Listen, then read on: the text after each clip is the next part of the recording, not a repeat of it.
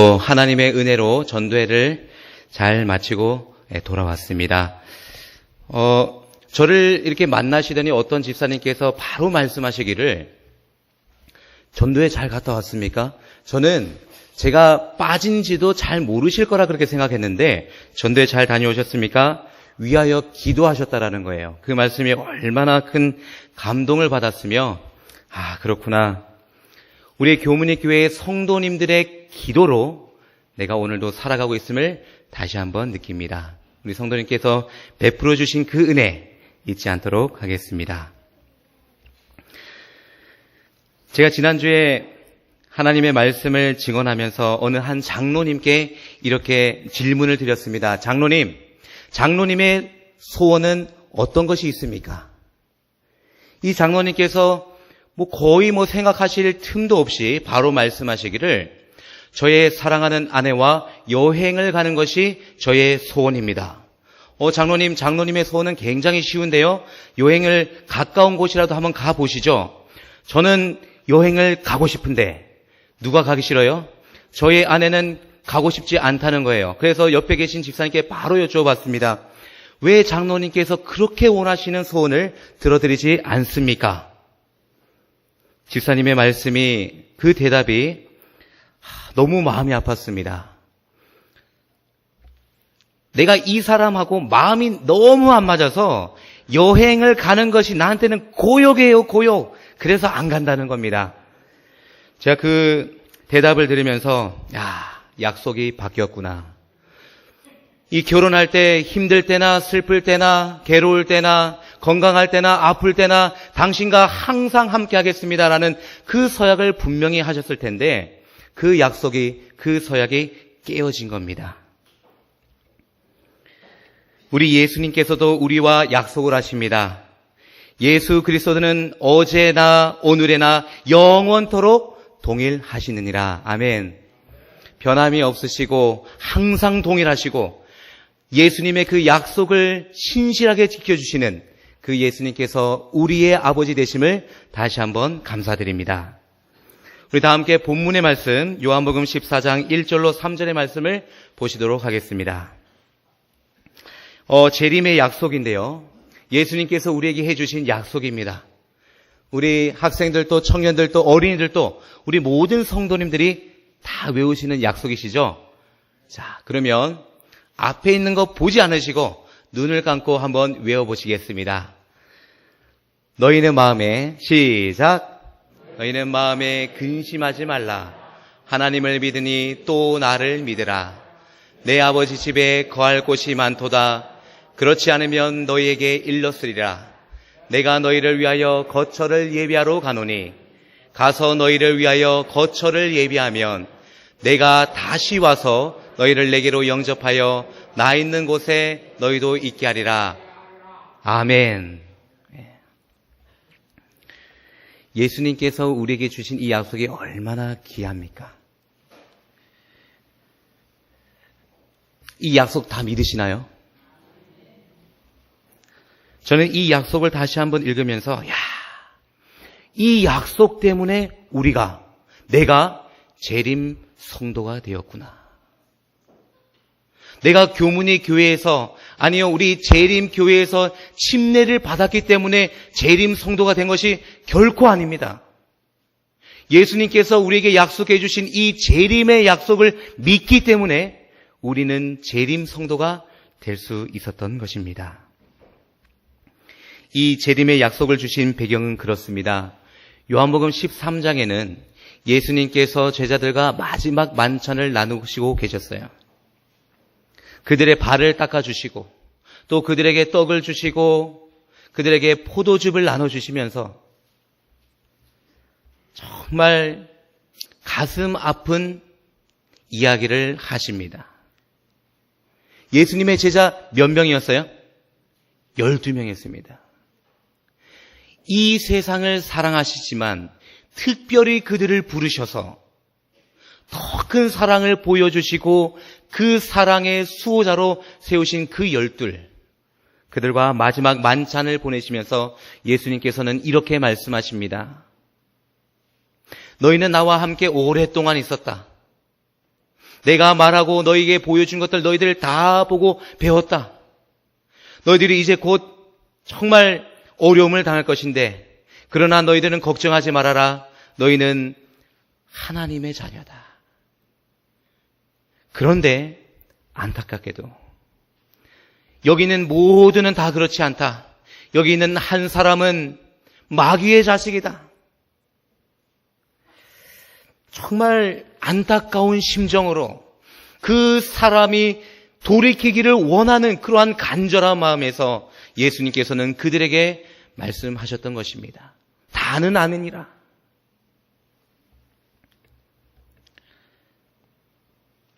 (1년) 전부터 이 유다는 예수님을 팔고자, 이 예수님을 배반하고자 이미 마음에 계획을 세우고 있었다고 시대 소망은 기록하고 있습니다.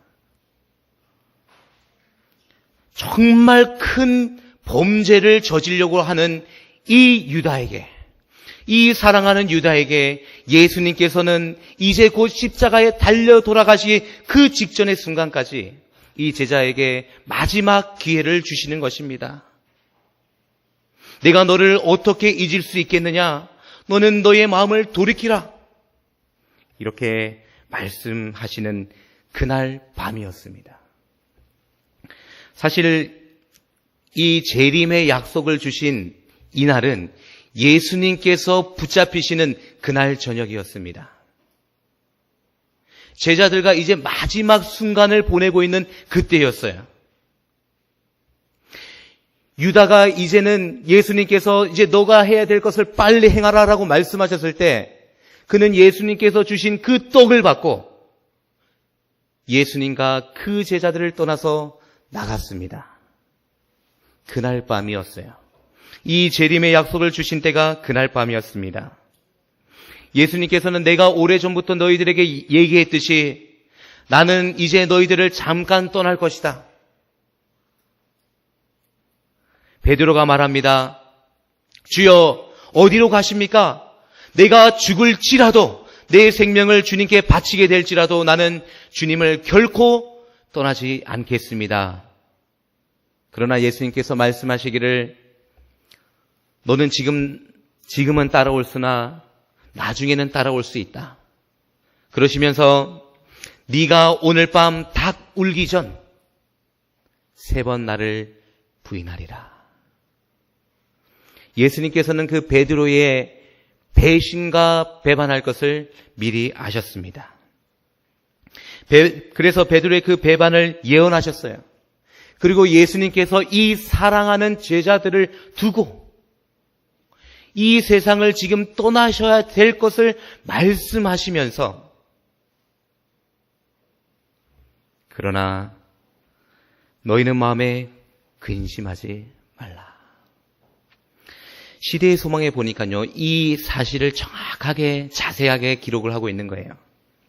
예수님께서 이 땅을 떠나신다라고 말씀하시니까 제자들의 마음속에는 말로 형용할 수 없는 그러한 두려움이 엄습했다고 그랬어요. 아니요, 지금은요, 이 제자들이 12명이 아니고 11명이에요. 유다는 이미 떠나버렸습니다.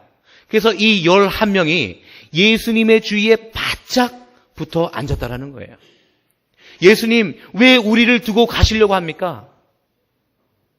이 세상에 외롭게 혼자 버려진 우리들을 두고 어디로 가시겠습니까? 이 제자들의 마음엔 두려움이 있었어요.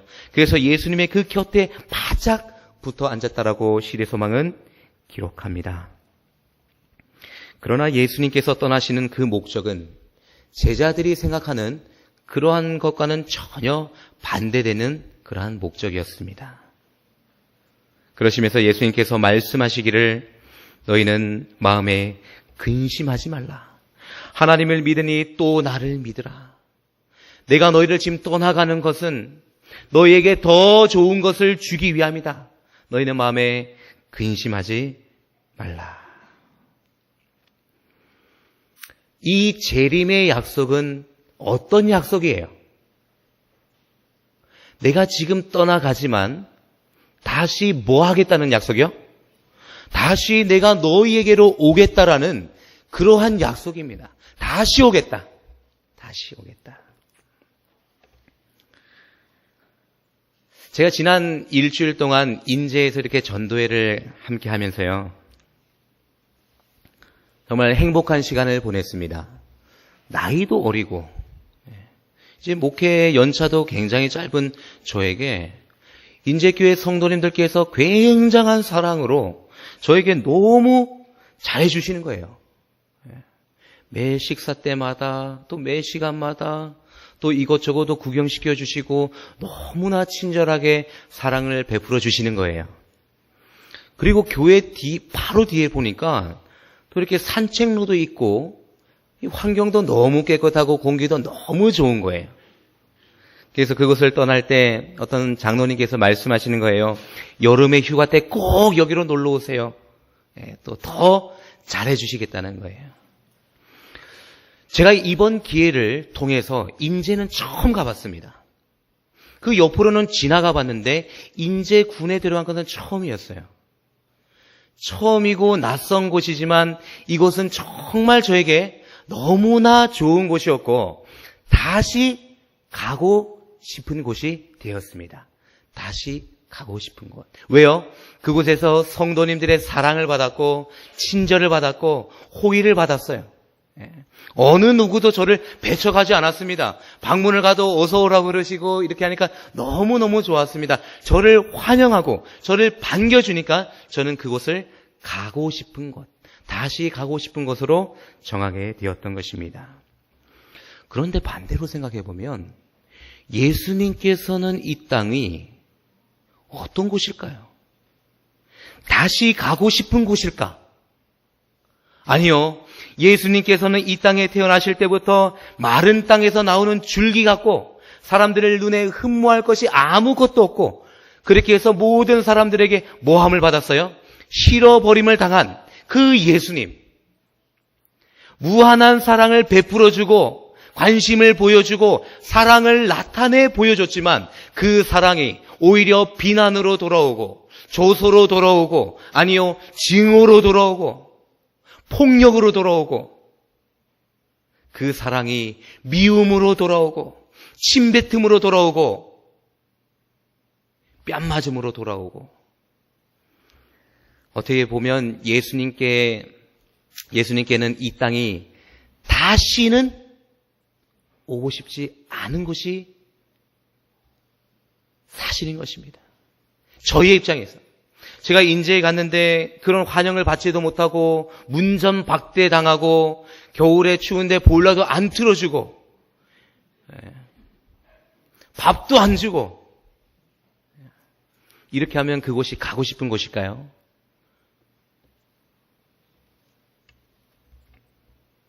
그런 곳인데도 말이요.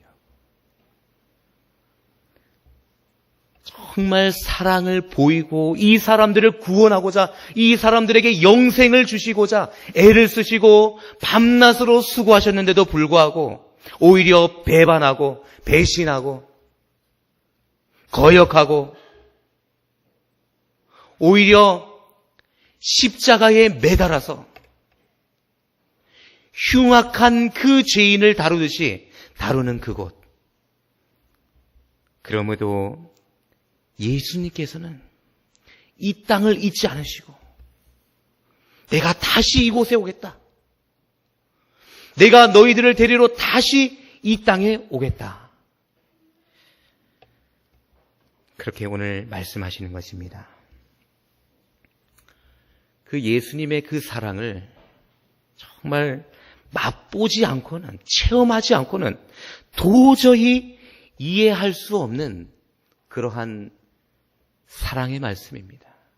내가 다시 와서 내가 다시 올 뿐만 아니라 너희를 내게로 영접하여 나 있는 곳에 영원히 있게 하리라. 아멘. 이것이 오늘 예수님께서 우리에게 해주시는 재림의 약속입니다. 예수님의 약속인 것이에요. 이 예수님의 그 약속은 어떻습니까? 사람의 약속과는 전혀 다르죠. 민수기 23장 19절에 보니까요. 하나님은 사람이 아니시니 그가 하신 말씀을 식언치 않으시고, 식언치 않으신다는 게 뭐예요? 이 식은 먹을 식이에요. 그죠? 이 언은 말씀 언자. 하나님께서 말씀하신 그것을 뭐 하지 않는다는 거예요? 예, 그것을 말하지 않은 것처럼, 예, 식언치 않으시겠다. 모든 것을 이루시겠다. 아멘. 예수님께서 약속하신 이 약속을 하나도 어기지 않으시고, 식언치 않으시고, 다 지켜주신다는 약속입니다. 우리 하박국 2장 3절의 말씀 함께 보시겠습니다. 하박국 2장 3절입니다. 우리 찾으신 성도님께서 읽어주시면 감사하겠습니다. 하박국 2장 3절입니다.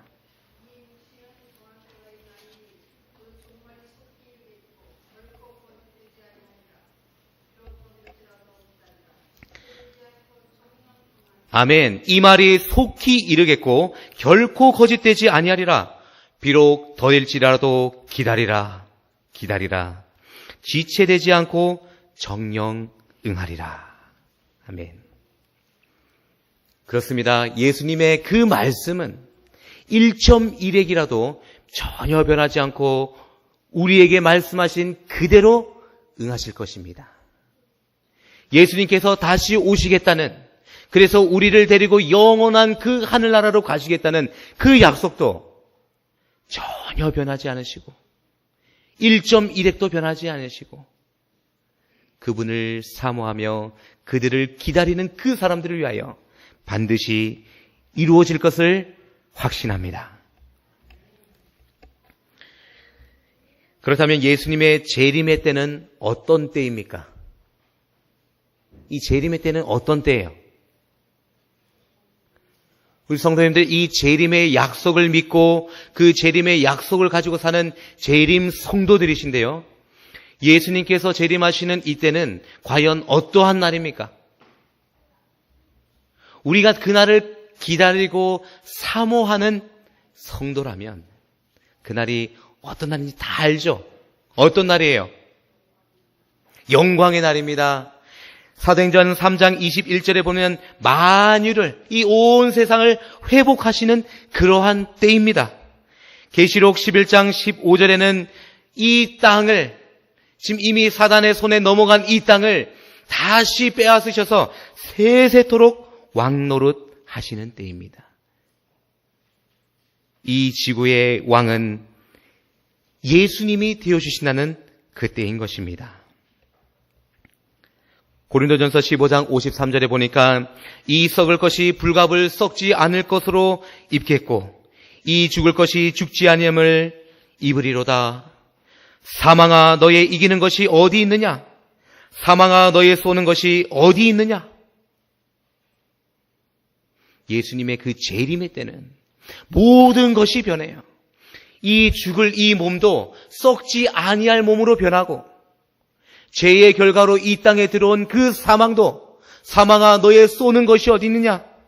사망아 너의 그 능력이 지금 어디 있느냐? 모든 이 사망은 이 땅에서 없어지는 그러한 때가 될 것입니다. 계시록 21장 4절에는 모든 눈물을 그 눈에서 씻기시며 다시는 뭐가 없고요?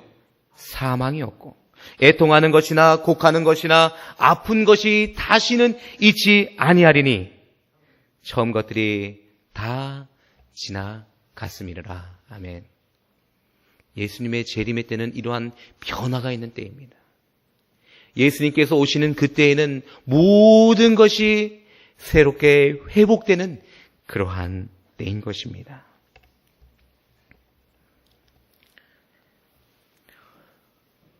우리 속담에 이런 말이 있어요. 뭐로 가도 어디만 가면 된다? 서울만 가면 된다. 예. 뭐 수단과 방법을 가리지 않고 목적을 이루면 된다라는 그러한 뜻인 거예요. 이 세상에서는 그것이 통합니까? 통하지 않습니까? 통하는 것 같아요. 어떻게 살든 이 세상에서 그냥 성공하면 되는 거예요. 어떤 수를 써서든 돈 많이 모으면 되는 거예요. 뭐 거짓말을 하든 뭘 하든 어떤 수를 써서든 사람들에게 인정받으면 성공하는 거예요. 이 세상에서는 뭐로 가도 서울만 가면 된다. 이 속담이 통하는 것 같습니다. 그런데 우리 재림 성도들이시여, 재림을 사모하고 저 새하늘과 새 땅에 가고자 하는 우리, 이 속담이 통합니까? 에이, 어떻게 살든 그냥 하늘나라만 가면 되지. 에이, 그냥 대충 해서 그냥 하늘나라만 가면 되지. 통합니까? 통해요? 전혀 통하지 않습니다. 예수님께서 이어서 말씀하시기를, 그 재림의 약속을 하시고 나서 6절에 말씀하십니다. 내가 곧 길이고 내가 곧 진리고 내가 곧 생명인데 나로 말미암지 않고는 누구에로 갈 자가 없느니라. 아버지께로 갈 자가 없느니라. 내가 길이다, 내가 진리다, 내가 생명이다. 나를 통해서만 너희들이 구원을 받을 수 있다. 나를 통해서만 너희들이 저 영원한 새 하늘과 새 땅에 들어갈 수 있다. 아멘. 모든 눈물을 그늘에서 씻기시는 그곳, 사망이 다시는 없는 그곳, 애통하는 것이나 곡하는 것이나 아픈 것이 다시는 있지 않은 그곳, 그곳은 나를 통해서만 너희들이 갈 수 있다. 나를 믿지 않겠니? 내가 너희들에게 주는 이 보혈의 피를 너희들이 믿지 않겠니? 사도행전 4장 12절에는 이렇게 또 기록합니다. 다른 이로서는 구원을 얻을 만한 이름이 이 세상에 아무것도 없대요. 천하 인간의 구원을 얻을 만한 이름을 너희들에게 준 일이 없다. 오직 예수 그리스도를 통하여, 그 이름을 통하여 너희들이 구원을 얻을 수 있다. 아멘. 그 예수님이 오늘 우리의 마음의 주인이 되어주신답니다. 그 예수님께서 오늘 우리의 친구가 되어주신다고 약속하십니다.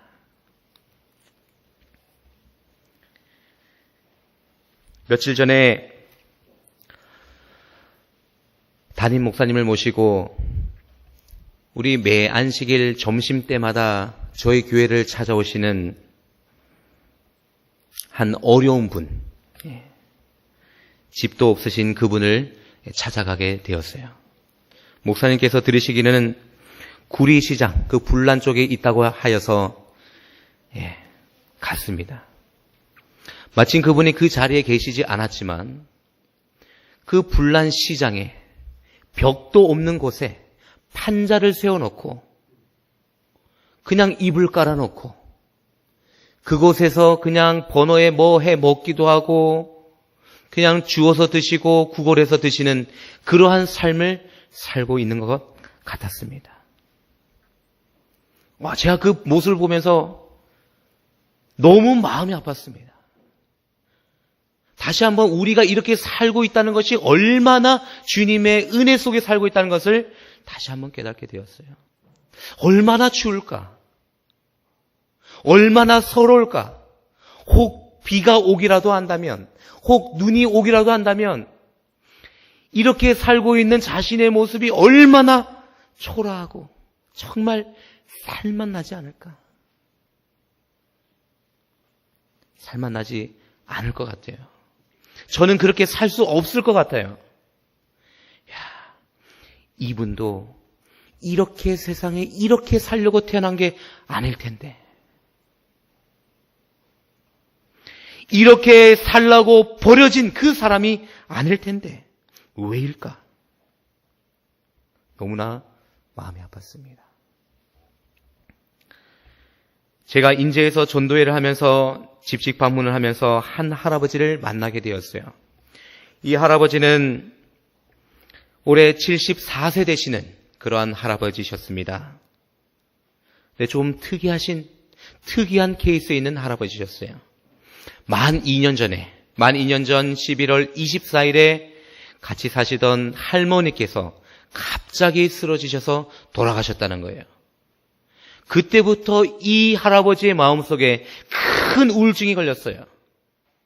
저를 만나는 내내 고개를 이렇게 숙이고 있는 겁니다. 고개를 들지 못해요. 어깨가 축 늘어졌어요. 살맛이 안 난대요. 의욕이 없대요. 밥맛도 없대요.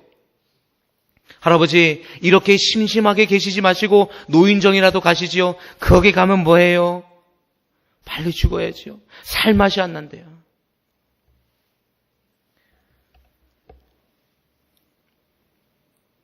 할아버지를 매일 낮 2시 30분에 이렇게 방문을 하고 함께 또 하나님에 대해서 말씀드리고 친구가 되어드렸습니다. 4일째 되던 날 그 할아버지께서 저에게 이렇게 고백하시는 거예요. 사실 그 할아버지는 많은 말씀 안 하세요.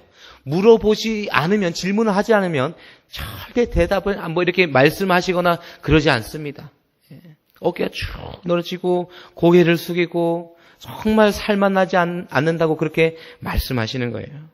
근데 4일째 되는 그날 이렇게 말씀하십니다. 2시 30분이면 굉장히 낮이지요. 굉장히 밝은 때지요. 혼잣말로 하시기를, 이 세상이 너무나 어둡다.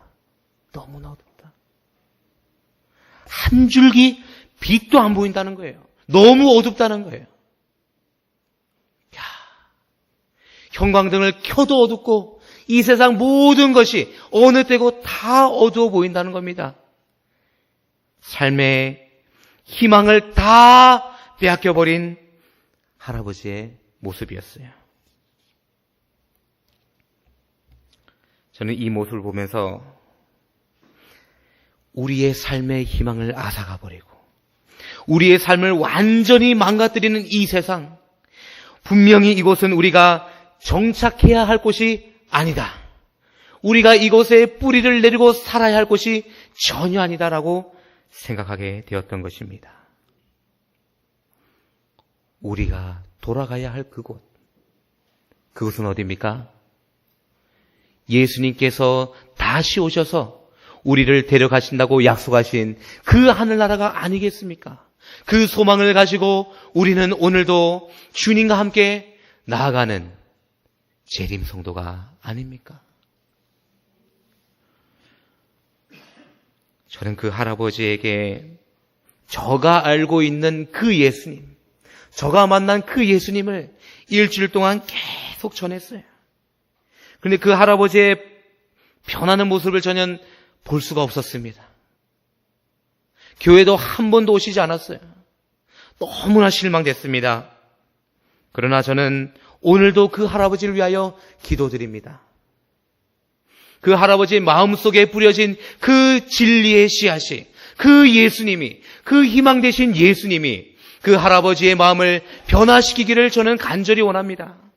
이 땅에 희망 없고 이 땅에 살만 나지 않지만, 그렇지만 우리의 삶을 다시 한번 회복시켜 주시고 이 온 세상을 변화시켜 주시겠다는 그 예수님을 영접하시게 되시기를 저는 오늘도 간절히 기도드렸습니다.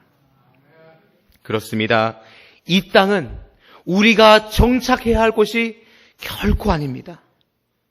우리의 삶을 완전히 망가뜨리고 최후에는 우리의 생명까지도 모조리 앗아가는 그러한 지옥이 아니겠습니까? 사랑하는 성도 여러분, 예수님이 계신 그곳으로 우리의 발길을 돌리게 되기를 간절히 희망합니다. 다시 한번 본문의 말씀을 보시겠습니다. 너희는 마음에 근심하지 말라. 하나님을 믿으니 또 나를 믿으라. 내 아버지 집에 거할 곳이 많도다. 그렇지 않으면 너희에게 일렀으리라. 내가 너희를 위하여 거처를 예비하러 가노니 가서 너희를 위하여 거처를 예비하면 내가 다시 와서 너희를 내게로 영접하여 나 있는 곳에 너희도 있게 하리라. 이 본문에는 이 약속을 누구에게 하고 계십니까? 이 본문에는 너희라는 말을 6번이나 하고 계십니다. 내가 이 약속을 너에게 한다. 이 약속을 너에게 한다. 이 약속을 잊지 마라. 이 약속을 믿고 살아라. 이 세상이 외로울지라도, 이 세상이 힘들지라도, 이 세상에 살만 나지 않더라도 내가 너에게 오늘 이 약속을 한다. 내가 너희를 위하여 저 하늘 가서 너가 거해야 할 그 집을 지으러 내가 간다. 그러니 조금만 참고 기다리라. 나를 기다리라. 내가 다시 와서 너를 내게로 영접하여 나 있는 곳에 너도 있게 하리라. 사랑하는 성도 여러분, 우리 이 약속에 잊지 마십시다. 이 약속에 잊지 말고 정말 그 재림의 약속을 굳게 붙잡고 주님 오시는 그날까지 우리가 걸어나가지 않으시겠습니까? 얼마 전에 또 사랑하는 가족과 사별하신 성도님들도 계십니다. 아니요, 오래전부터 잊지 못할 그 가족과의 그 사별을 마음속 깊이 슬픔을 느끼며 오늘도 주님과 동행하는 그러한 성도님들이 계시지 않습니까? 그러나 이 땅은 우리에게 슬픔을 줄 수밖에 없는 그러한 땅일 수 있습니다. 이 땅은 우리에게 영원한 그 예수님께서 주시고자 하는 그 평화를 줄 수 없는 그것을 알 수 있습니다. 우리 다시 한번 기억하십시다. 이 땅은 우리가 정착해야 할 곳이 아닙니다. 주님께서 예비하신 다시 오시겠다고 약속하신 그 약속을 우리가 끝까지 붙잡게 되기를 간절히 바랍니다. 그 할아버지가 이렇게 얘기를 합니다.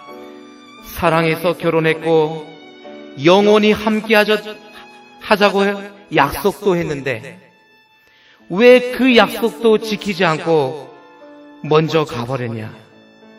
그렇습니다. 세상의 약속은 이렇습니다. 우리에게 변함없는 약속을 주지 않습니다.